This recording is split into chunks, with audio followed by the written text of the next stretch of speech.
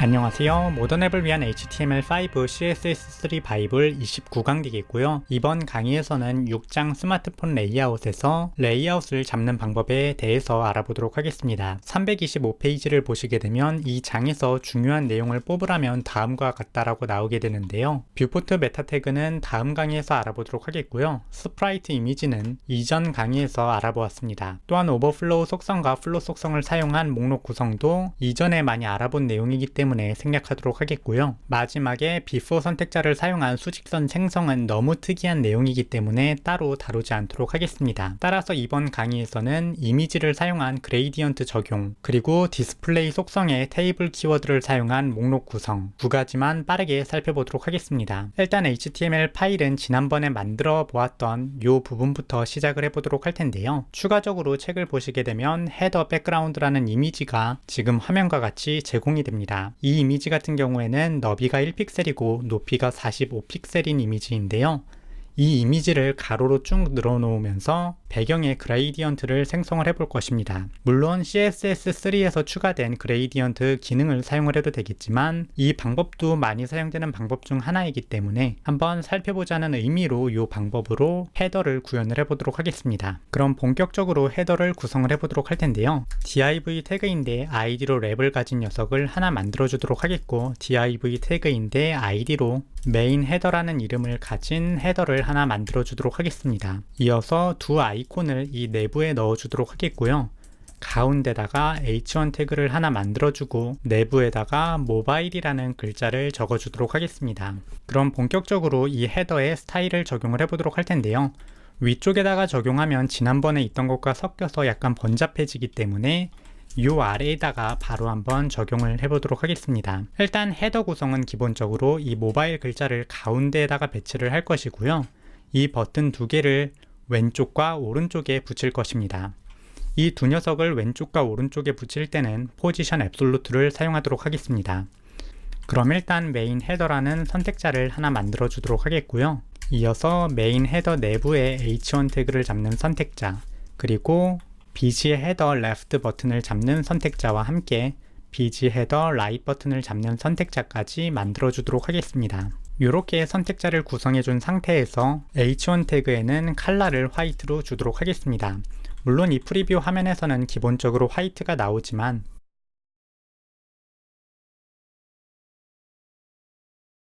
크롬 등에서는 검은색 글자가 기본으로 나오기 때문에 화이트를 적용해 준 것입니다. 이어서 메인 헤더 같은 경우에는 저 이미지와 같은 높이를 45픽셀로 지정을 해주도록 하겠고요. 이어서 수직으로 중앙 정렬을 할 때는 하이트과 라인 하이트를 일치시킨다고 이전에 언급을 했었습니다.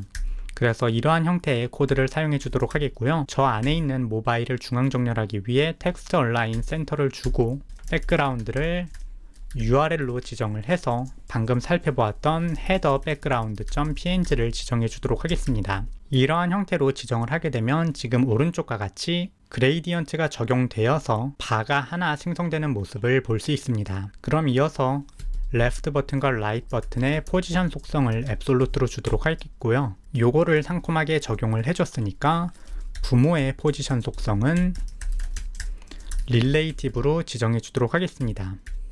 이어서 레프트 버튼과 라이트 버튼의 적절한 위치를 지정을 해주면 될 텐데요. 레프트 버튼 같은 경우에는 레프트에서 5픽셀만큼 떨구고 탑에서 7픽셀만큼 떨구도록 하겠습니다.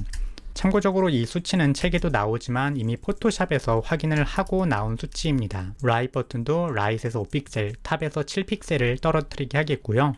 이렇게 코드를 구성하게 되면 지금 오른쪽과 같이 모바일 화면에서 많이 사용되는 형태의 헤더가 완성이 되게 됩니다. 그래서 현재 크롬에서 실행을 해보게 되면 지금 화면처럼 출력하게 되는데요. 위쪽과 아래쪽에 있는 것은 마진이 붙어 있기 때문에 그렇습니다. 전체의 마진과 패딩을 0으로 초기화를 해주도록 할게요.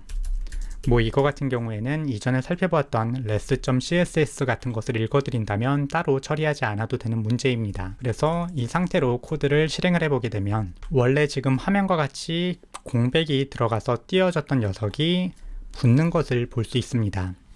요건 굉장히 기본적인 형태의 모바일 헤더이기 때문에 이러한 형태로 구성한다라고 기억을 해주시면 되겠습니다. 그럼 곧바로 아래쪽에 버튼을 만들어 보도록 할 텐데요. 이 버튼 같은 경우에는 한번 테이블을 사용을 해서 만들어 보도록 하겠습니다.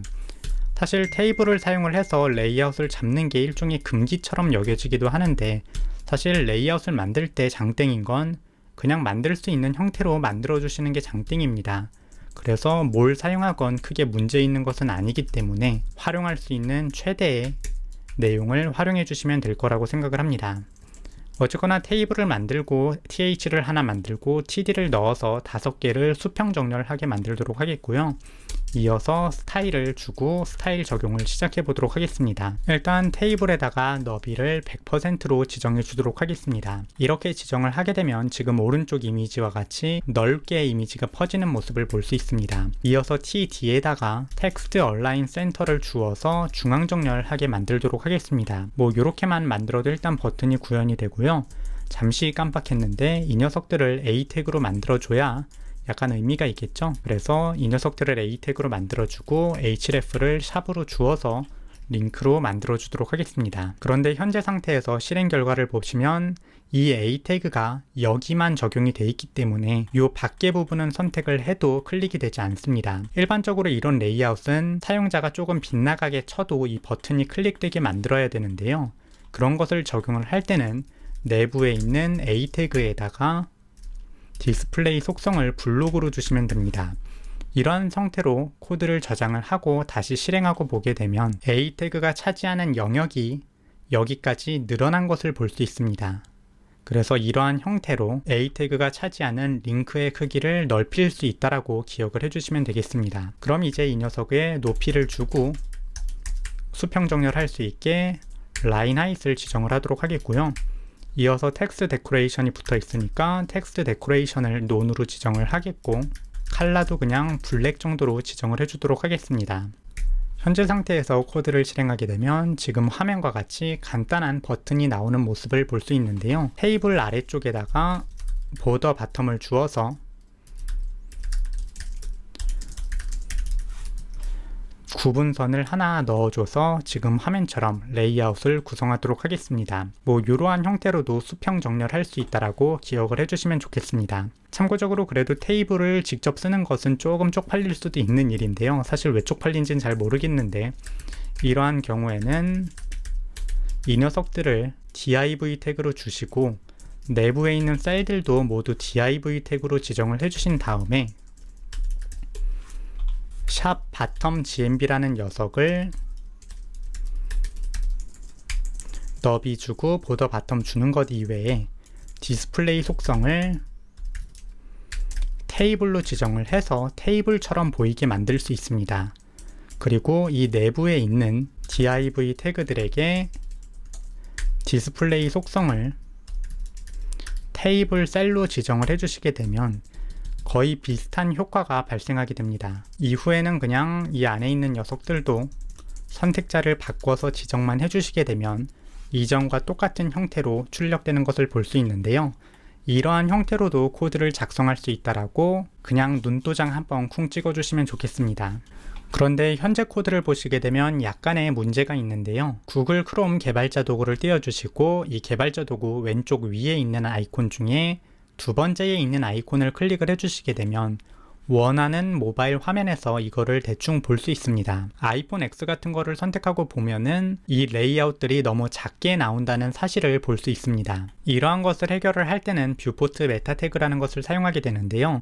다른 분이 만들어 놓은 모바일 페이지에 상큼하게 들어가서 페이지 소스 보기 누르고 위쪽에 있는 뷰포트라는 네임을 가진 메타 태그를 들고 와서 모바일 페이지에 붙여 넣어주시게 되면 이 문제를 해결할 수 있습니다. 다시 새로 고침을 해보게 되면 지금 화면처럼 아이콘들이 커지는 걸 볼 수 있는데요. 이게 정확하게 무엇인지는 다음 강의에서 설명하도록 하겠습니다. 그럼 오늘 강의는 여기까지 되겠고요. 다음 강의에서 뵙도록 하겠습니다. 감사합니다.